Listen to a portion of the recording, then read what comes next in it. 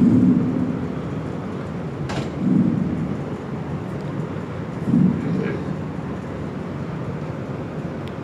الحمد لله نحمده ونستعينه ونستغفره ونعوذ بالله من شرور أنفسنا ومن سيئات أعمالنا من يهده الله فلا مضل له ومن يضلل فلا هادي له وأشهد أن لا إله إلا الله وحده لا شريك له وأشهد أن محمدا عبده ورسوله اللهم صل على محمد وعلى آل محمد كما صليت على إبراهيم وعلى آل إبراهيم إنك حميد مجيد اللهم بارك على محمد وعلى آل محمد كما باركت على إبراهيم وعلى آل إبراهيم إنك حميد مجيد رب اشرح لي صدري ويسر لي أمري واحلل عقدة من لساني يفقهوا قولي رب زدني علما أما بعد فإن خير الحديث كتاب الله وخير الهدي هدي محمد صلى الله عليه وسلم وشر الأمور محدثاتها وكل محدثة بدعة وكل بدعة ضلالة وكل ضلالة في النار أعوذ بالله السميع العليم من الشيطان الرجيم بسم الله الرحمن الرحيم الذين إن مكناهم في الأرض أقاموا الصلاة وآتوا الزكاة وأمروا بالمعروف ونهوا عن المنكر وَلِلَّهِ عَاقِبَةُ الْأُمُورِ۔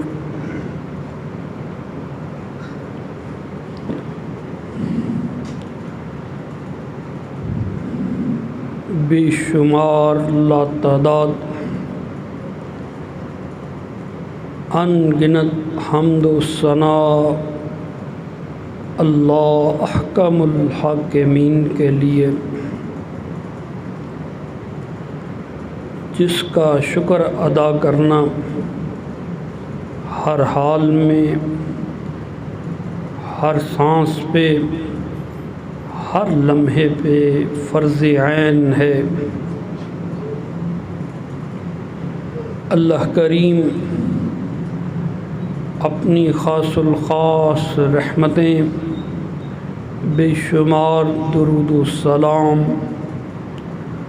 انبیاء کرام علیہم الصلاۃ والسلام پر نازل فرمائے، خاص طور پر آخری نبی سید ولد بنی آدم، امام الانبیاء، خاتم المرسلین، محمد الرسول اللہ صلی اللہ علیہ وسلم پر ان گنت درود و سلام ہوں۔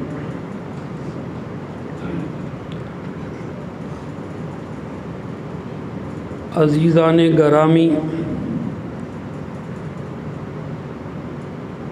مکے میں جب رسول کریم صلی اللہ علیہ وسلم نے نبوت کا اعلان کیا، ایک کشمکش چل پڑی، دن گزرتے گئے، تصادم بڑھتا گیا، جو رشتہ داریاں تھیں ایمان لانے کی وجہ سے پھیکی پڑنے لگ گئیں، پرانے دوستانے تھے، کفر کی جہالت کی وجہ سے محبتیں نفرتوں میں تبدیل ہونے لگ گئیں۔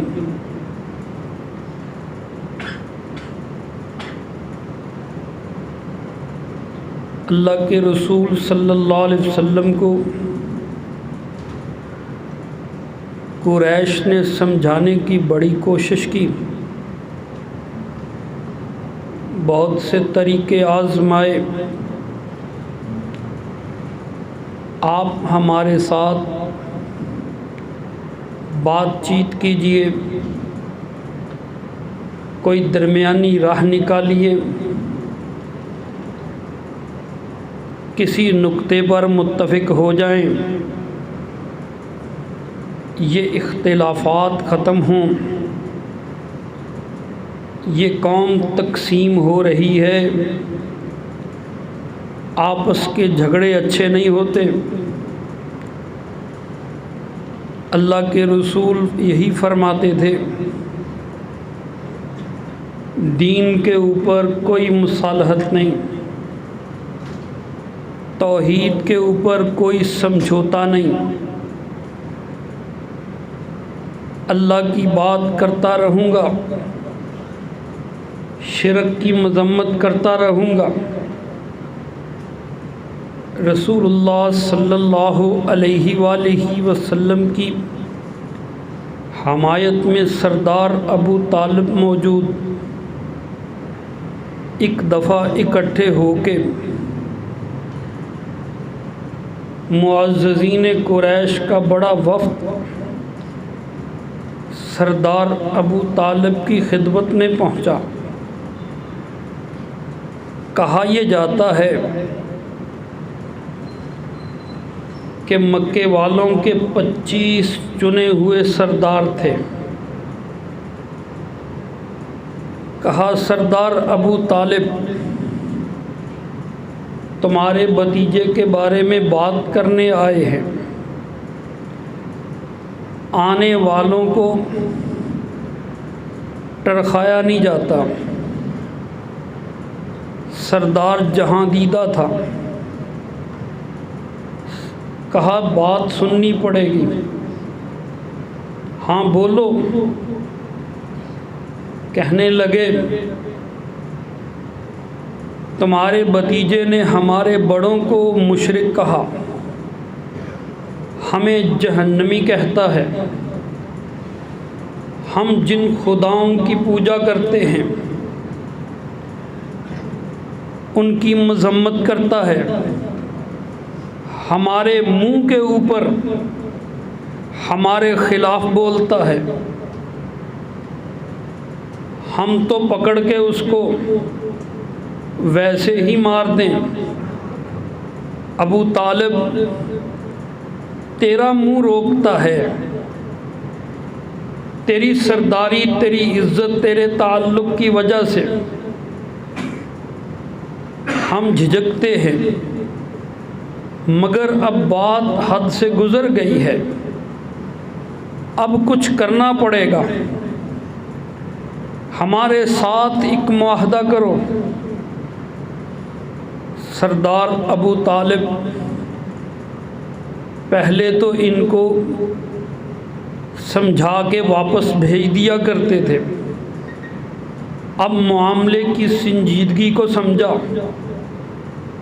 اپنے بھتیجے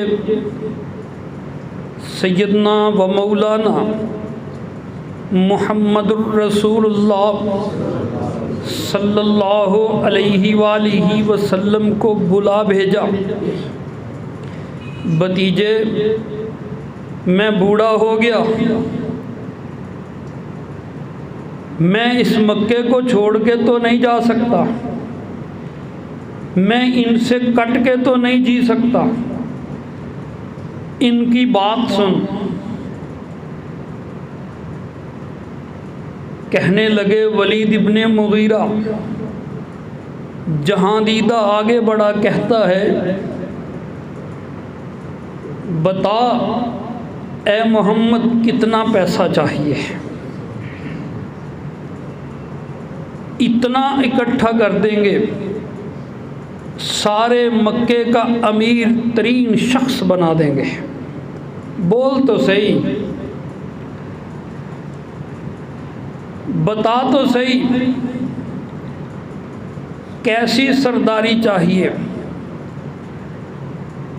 تجھے مکے کا سردار بنائیں گے، کوئی فیصلہ مکے کا تیری مرضی کے بغیر نہیں ہوگا، اور اگر تیرا کوئی دماغ کا مسئلہ ہے، جہاں سے کہے وہیں علاج کروائیں گے، ہمارے ساتھ تو چل، تو بول تو صحیح چاہتا کیا ہے؟ اور بعض جگہ یہ بھی لکھا ہے، انہوں نے کہا کہ تو جس خاتون سے کہے اسی سے شادی کر دیتے ہیں، جو تیرا مسئلہ ہے وہ سامنے رکھ، جو تیرا مطالبہ ہے ایک دفعہ منہ سے کہہ، روز کی بحث، روز کا تنازع چھوڑ دے۔ دین کو بیچنے والے، عہدوں کے پیچھے رسوا ہونے والے،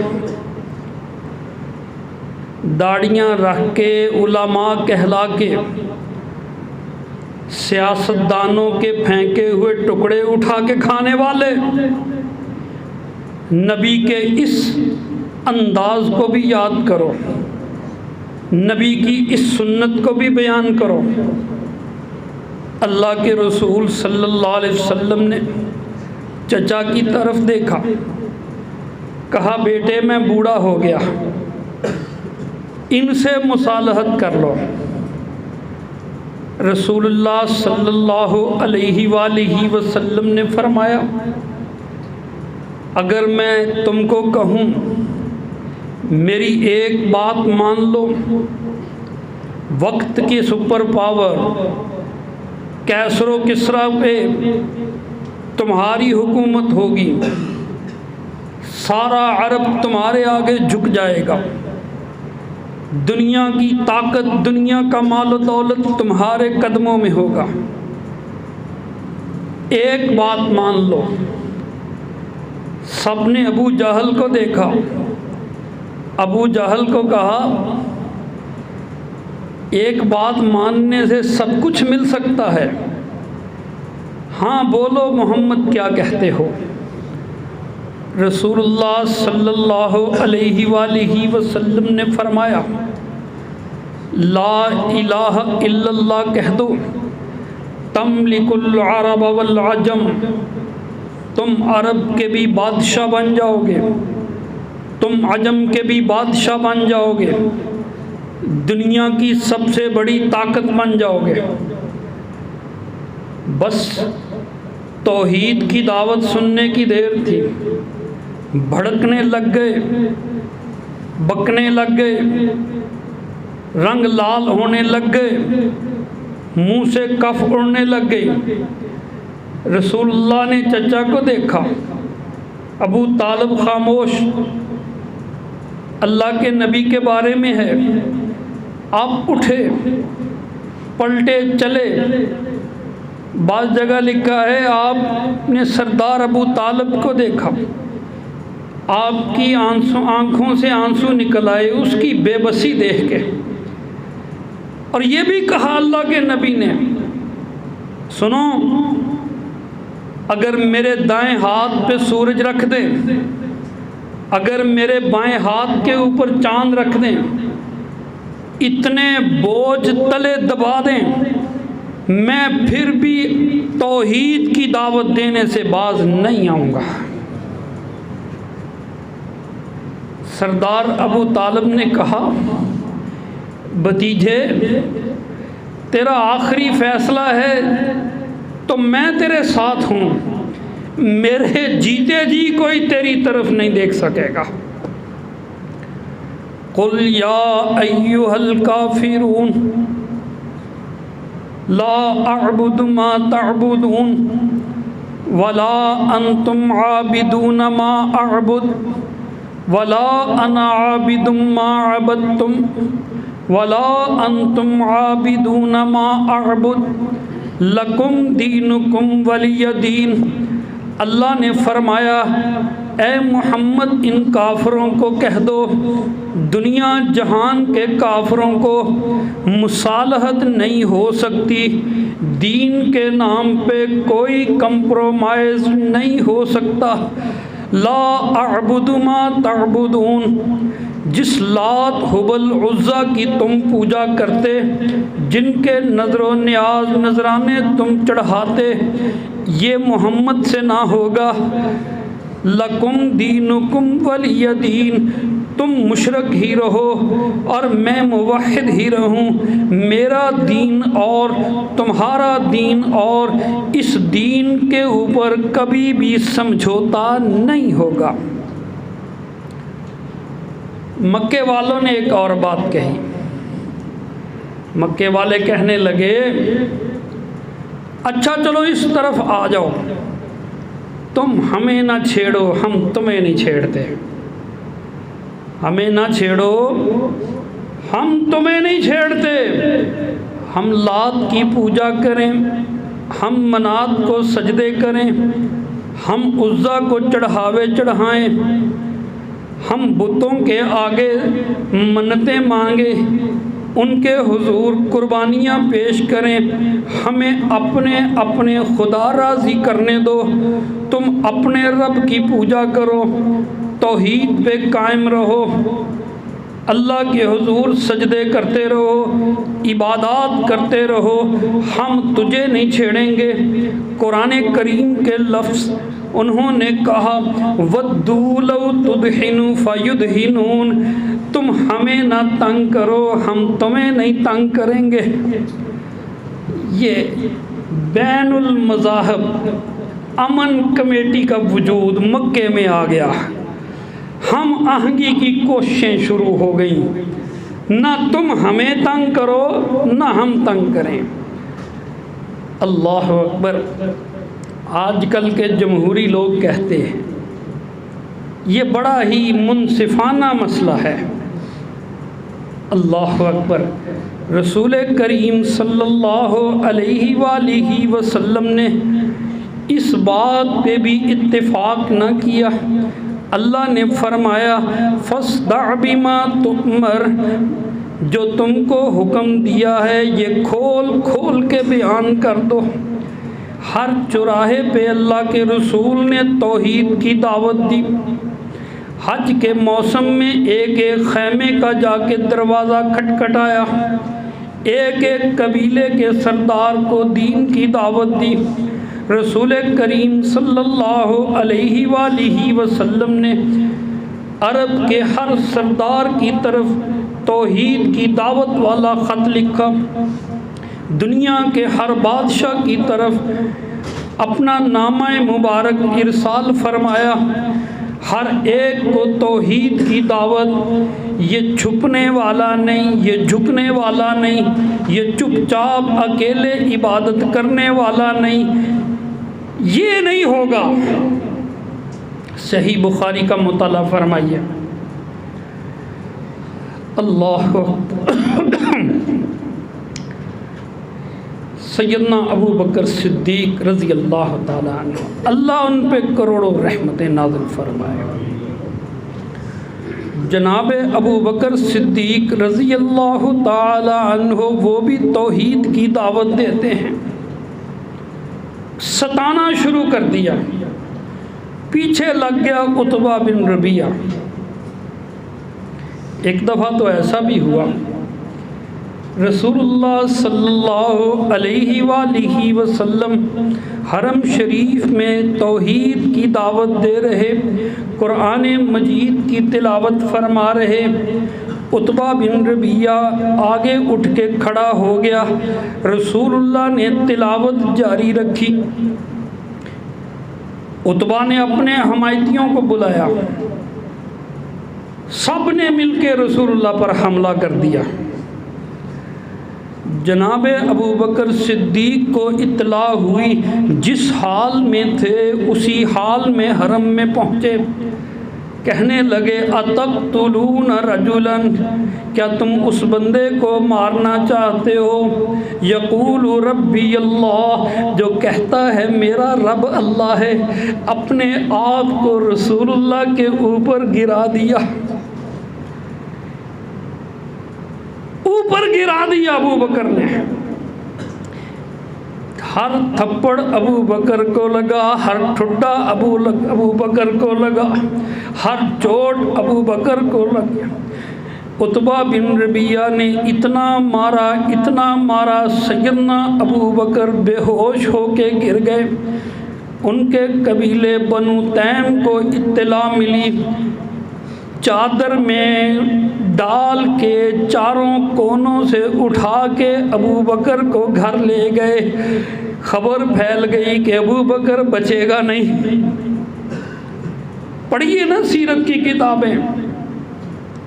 سیدنا ابو بکر رضی اللہ تعالی عنہ کی والدہ ام خیر بیٹے کی تیمارداری کرتی 24 گھنٹے گزر گئے، اگلا دن آ گیا، ابو بکر کو ہوش نہیں آئی۔ اگلے دن جا کے ابو بکر رضی اللہ عنہ کو ہوش آئی، ماں نے منہ پہ چھینٹے مارے، ابو بکر نے آنکھیں کھولی، بیٹا کیا حال ہے؟ ابو بکر کہتے ہیں اماں جی مجھے بتاؤ محمد کا کیا حال ہے صلی اللہ علیہ وسلم۔ کہا بیٹا مجھے اس کا نہیں پتا، میں تو تیرے پاس سے ہٹی نہیں ہوں۔ کہا نہیں، کہا بیٹا تھوڑا سا دودھ پی لو۔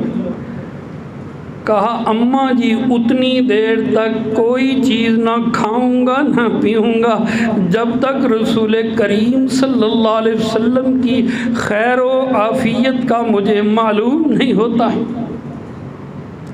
ماں بچے کو چھوڑ کے، ابو بکر کو چھوڑ کے رسول اللہ کا حال پتہ کرنے چلے گئی۔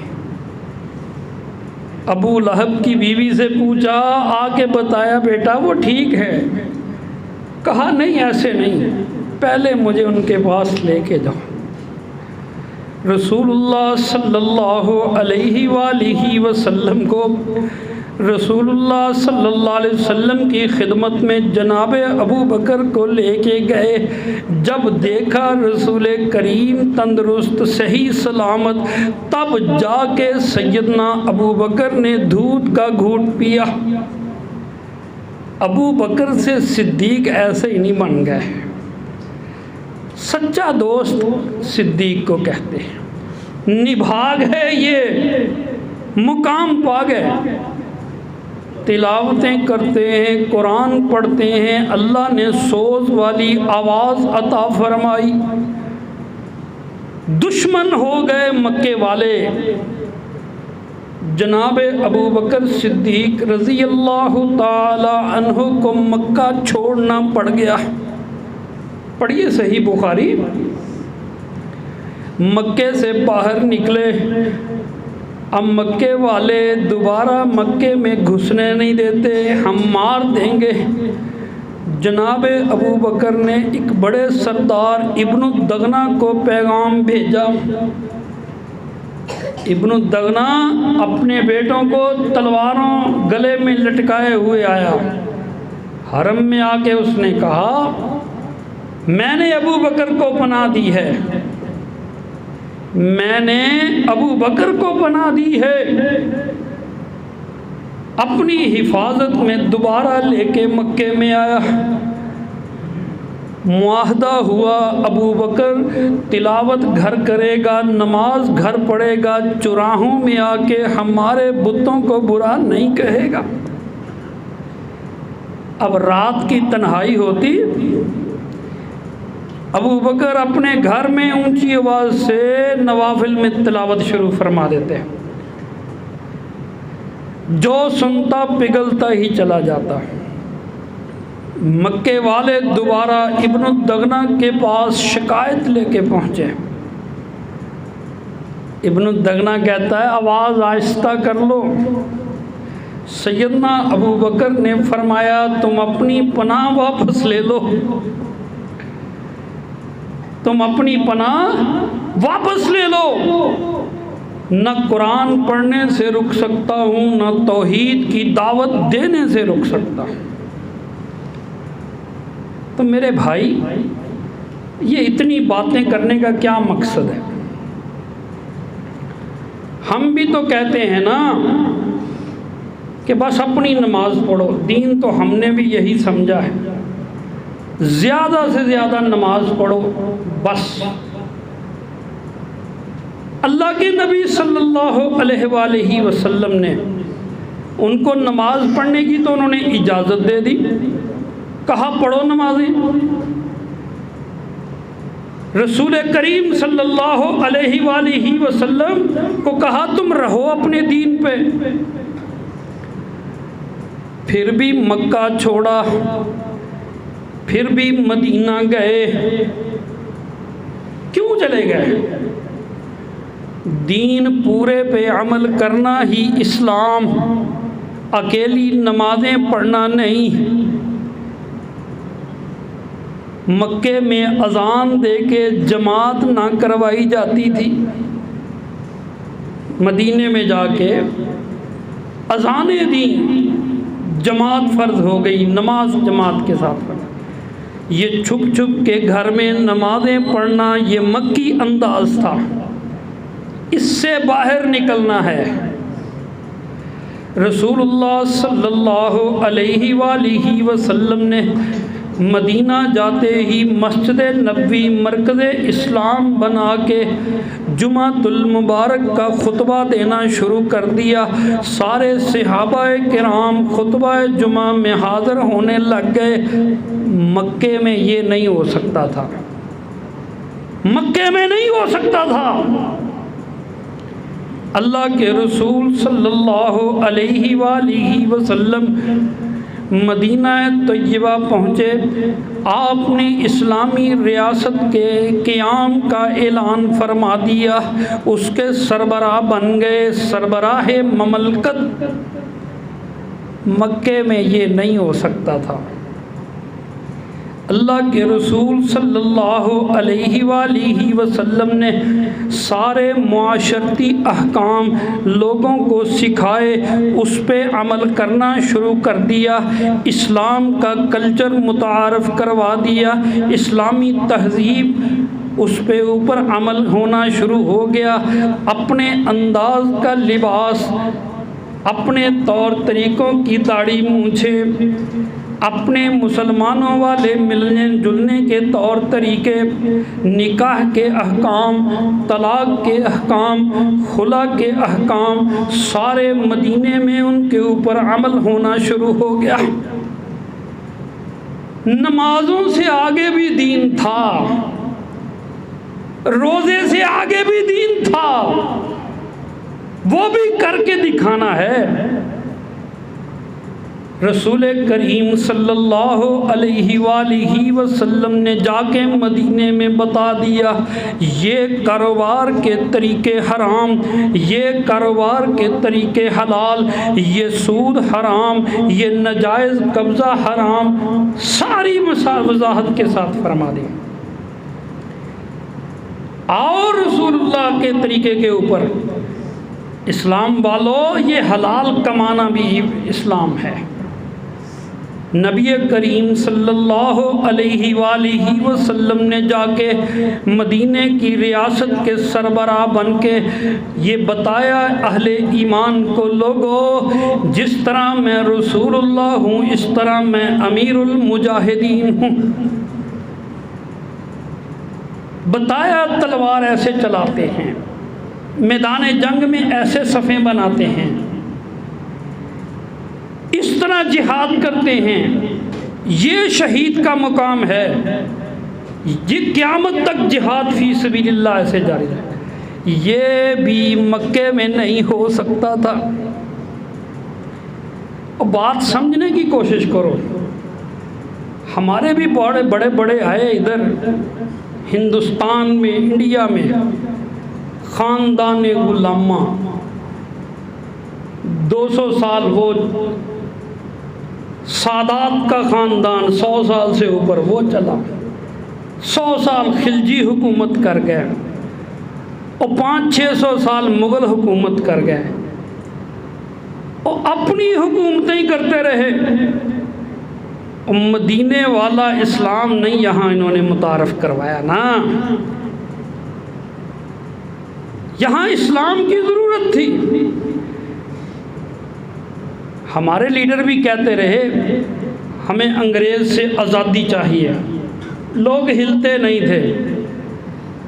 اور یہ جو پاکستان کی عوام ہے، یہ جو بر صغیر کی عوام ہے، ان کو ہر دفعہ یہ نکلتے ہیں، کبھی تحریک نظام مصطفیٰ کے نام پہ، ان کو دین کے نام پہ کوئی بلائے تو یہ نکلتے ہیں، یہ محبت رسول کے مارے ہوئے ہیں۔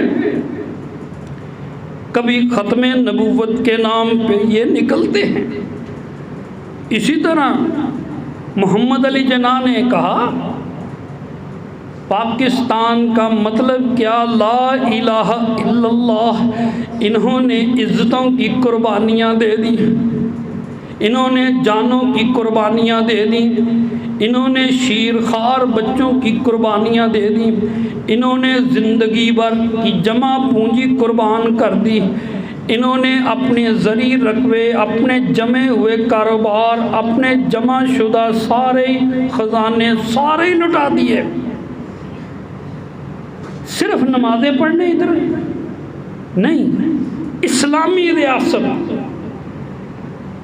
یہاں جا کے اسلام کے مطابق زندگی گزارنی ہے، یہاں اسلامی تہذیب کے مطابق ہماری خوشیاں، ہمارے غم اسلام کے مطابق پسند، اسلام کے مطابق ناپسند، جو مدنی معاشرے میں چلتا رہا وہ ہم یہاں چلائیں گے۔ جو مدینے میں رسول اللہ نے کاروبار کے حلال طریقے بتائے وہ یہاں چلائیں گے، سارا اسلام کے مطابق کریں گے۔ اللہ اکبر۔ اس لیے قربانیاں دے کے ادھر آ گئے، اور ادھر جو رہ گئے وہ بھی آج صرف نمازوں تک کی ہیں۔ ان کی گائے کو نہیں کوئی چھیڑ سکتا، آج بھی نہیں چھیڑ سکتا۔ ان کے رام کے سامنے کھڑے ہو کے قرآن نہیں پڑھ سکتا، آج بھی نہیں پڑھ سکتا۔ اور جس مقصد کے لیے قربانیاں دیں وہ کس کو یاد ہے؟ 14 اگست آتا ہے، آزادی کا بھوت ننگا ناچتا ہے، ہمیں تو کوئی بہانہ چاہیے، کوئی تہوار ہو، ہم یہ نہیں سوچتے یہ کیوں ہے نا، یوم دفاع ہے تو اس کا کیا مطلب ہے نا، آزادی کا تہوار ہے تو اس کا کیا مطلب ہے؟ ہمیں نہیں پتا، ہمیں تو بس چھٹی چاہیے اور زور زور سے باجے بجانے ہیں، اور تلنگے اور لفنگے بچے وہ باہر نکل کے بے غیرتی والی حرکتیں کریں گے۔ یہ قوم آزاد ہے، اور ہم نے سمجھا مذہب سے آزاد ہونا، ہم نے سمجھا عیاشی کرنی، ہم نے کہا سو کے زندگی گزارنی، ہم نے کہا پارٹیاں کرنی، اور یہ ہم مناتے ہیں۔ ہمیں کیا پتا یہ آزادی کیسے ملی تھی، مکے سے مدینے کیسے پہنچے تھے، اور ہندوستان سے پاکستان کیسے پہنچے، ہمیں کیا پتا۔ نہ کبھی بابے نے اپنے بچوں کو بٹھا کے بتایا، نہ کبھی داستان سنائی۔ اللہ معاف کرے، اول تو بزرگوں کو بھی نہیں پتا آزادی کا مطلب کیا ہے، وہ خود نہیں سمجھاتے کہ یہ ملک اسلام پر عمل کرنے کے لیے لیا تھا، اور آج ہماری کرتوتوں کی وجہ سے، ہماری کرتوتوں کی وجہ سے ہمارے اوپر ایسے ہی حکمران مسلط ہو گئے جن کا اسلام سے تعلق ہی کوئی نہیں، جو انگریزوں کا جھوٹا کھانے والے، جو ہمارے نام کے اوپر ان سے بھیک مانگ کے عیاشیاں کرنے والے کرپٹ لوگ ہوتے ہیں۔ ایک دفتر چلے جاؤ کلرک بیٹھا ہے، تھانے چلے جاؤ تھانے دار بیٹھا ہے، کسی محکمے میں چلے جاؤ کرپٹ بیٹھا ہے، وہ رشوت لیتا ہے بچوں کے نام پہ، بچے پڑھانے ہیں جی، گھر کے لیے بچوں کے نام لے لے کے وہ حرام اکٹھا کرتا ہے، اور اس کا خود پیٹ بھرتا ہے، اس سے وہ حرام کھاتا ہے۔ بالکل اسی طرح ہمارے حکمران عوام کا نام لے کے پوری دنیا سے بھیک مانگتے ہیں، عیاشی خود کرتے ہیں۔ ہم جیسے تھے ویسے حکمران ہمارے اوپر مسلط ہو گئے، نہ نمازیں پوری، نہ روزے پورے، نہ پیٹ میں حلال گیا، نہ اسلام کے مطابق شادی کی، نہ اسلام کے مطابق خوشی کی، نہ مدنی معاشرہ بنایا، نہ مدنی کاروبار بنایا، نہ رسول اللہ کے طریقے کے مطابق دین کو سمجھا، اور نہ کبھی آگے سمجھایا، نہ کبھی دل میں خواہش پیدا ہوئی کہ اللہ ہمیں بھی اس قابل کر دے کہ ہم دنیا میں اسلام کے مبلغ بنے۔ اور دنیا تو ہمارا نام سنتے ہی تھو تھو کرتی ہے کہ یہ فراڈ کریں گے، پاکستانی ہے تو ضرور چکر دے گا۔ دنیا میں عزت ہی نہیں اس قوم کی جس نے اسلام کے نام پہ یہ وطن لیا، جس نے کہا ہم قربانیاں دیں گے تاکہ ہمیں یہاں اسلام کا نفاذ ہو، اسلامی معاشرہ ہو۔ اللہ تعالی ہمیں آزادی کا مطلب سمجھنے کی توفیق عطا فرمائے۔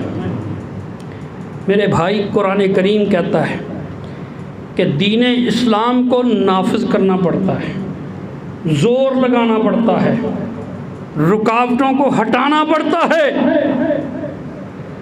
اللہ احکم الحاکمین فرماتے ہیں، سورہ نور کی دوسری آیت ہے، الزانی والزانیۃ فاجلدوا کل واحد منہما مئۃ جلدہ ولا تأخذکم بہما رأفۃ فی دین اللہ ان کنتم تؤمنون باللہ والیوم الآخر۔ اللہ فرماتے ہیں زانی مرد اور زانیہ عورتیں، ان کو سر عام 100 درے لگا دو، اور اگلے لفظ وَلَا تَأْخُذُكُمْ بِهِمَا رَأْفَةٌ فِي دِينِ اللَّهِ، اگر تم اللہ پہ ایمان رکھتے ہو، اگر تم آخرت پہ ایمان رکھتے ہو تو یاد رکھو اللہ کا حکم نافذ کرتے ہوئے کبھی تمہارے دل میں نرمی نہیں آنی چاہیے۔ لا تأخذکم رأفتٌ، تمہارے دل میں نرمی نہ آئے، فی دین اللہ، اللہ کا حکم نافذ کرتے ہوئے، مجھے اچھا لگے نہ لگے، آپ کو اچھا لگے نہ لگے، دنیا کو برا لگے نہ لگے، امداد بند ہوتی ہے تو ہو جائے، خسارے ہوتے ہیں تو ہو جائیں، فاقے آتے ہیں تو ہو جائے، ایمان کا تقاضا اسلام کو نافذ کر کے رہیں گے، اس کے اوپر کوئی مسالت نہیں ہے۔ سیدنا ابو بکر صدیق رضی اللہ تعالیٰ عنہ کو کہا بڑے فتنے ہیں، بڑی آزمائشیں ہیں، آپ خلیفہ بن گئے ہیں، ذرا دھیرے چلیے، مصلحت سے چلیے، ایک ایک کر کے مسئلے حل کریں۔ پہلے یہ جو مدینے پہ حملہ آور ہو رہے ہیں ان کے ساتھ، پھر یہ جھوٹے نبیوں کے ساتھ، پھر رومیوں کے ساتھ، آخر میں جا کے منکرین زکوٰۃ سے نبڑ لیجئے، وہ نمازیں تو پڑھتے ہیں، کلمہ تو پڑھتے ہیں، ان کو بعد میں رکھیے۔ کیا جواب دیا سیدنا ابو بکر صدیق رضی اللہ تعالیٰ؟ اللہ کے رسول صلی اللہ علیہ وسلم نے جس کو اپنی مسند پہ بٹھایا تھا، اس نے کہا اللہ کی قسم، جس نے نماز اور زکوٰۃ میں فرق کیا میں اس سے جنگ کروں گا، میں اکیلا بھی رہ جاؤں میں لڑتا رہوں گا، میں ان کے خلاف لڑوں گا جب تک اللہ کے دین کو نافذ نہ کر دوں۔ واللہ لو منعونی عقالا کانوا یؤدونها الى رسول اللہ لقاتلتهم لمنعها، ایک رسی بھی وہ جو رسول اللہ کو دیتے تھے جب تک وہ بھی نہ دیں گے میں لڑائی کروں گا۔ کوئی تاخیر نہیں ہے، کوئی دیری نہیں ہے، اللہ کا حکم نافذ ہوگا، اسلام چلے گا، اسی وقت چلے گا۔ اللہ برکتیں ڈال دیتا ہے۔ اللہ جناب ابو بکر کے ساتھ تھا، پھر ان کی خلافت میں برکت پڑی، پھر اسلام نافذ ہوا کہ نہیں ہوا؟ 2.25 سال میں پورا عرب جھکا کہ نہیں؟ کیسر و کسریٰ کی فتوحات شروع ہوئی کہ نہیں؟ یہاں اول ہمارے امیر حکمران ہی وہ آتے ہیں جو خود ان کے تنخواہ دار ہوتے ہیں۔ ان گوروں پہ، ان کافروں سے، ان یہودیوں سے، عیسائیوں سے تو اسلام کی مخالفت ہے، ان کے غلام ہی ہمارے اوپر حکمران ہو جاتے ہیں۔ کون تبلیغ کرے گا؟ کون جہاد کرے گا؟ کون اسلامی ریاست کا قیام لائے گا؟ کون اسلامی تہذیب کو فروغ دے گا؟ کون حلال و حرام کی پہچان کرائے گا؟ کون اسلامی اقدار کو تحفظ دے گا؟ میرے بھائیوں، جیسے ہم ویسے ہمارے حکمران، ہمیں اپنے آپ کو ٹھیک کرنا ہے، یہ سب سے پہلی ذمہ داری۔ جس بندے کو یہ چیز سمجھ نہیں آتی، خدا کے لیے وہ آزادی کا نام نہ لے، وہ جشن آزادی نہ منائے، وہ جھنڈے نہ لگائے، یہ باجے بوجے وہ لے جائے کہیں اور جس کو اللہ رسول کی سمجھ نہیں ہے اس کو یہ باقی تماشے کرنے زیب نہیں دیتے ہیں۔ اللہ ہمیں سمجھ عطا فرمائے۔ آخر دعوانا ان الحمدللہ رب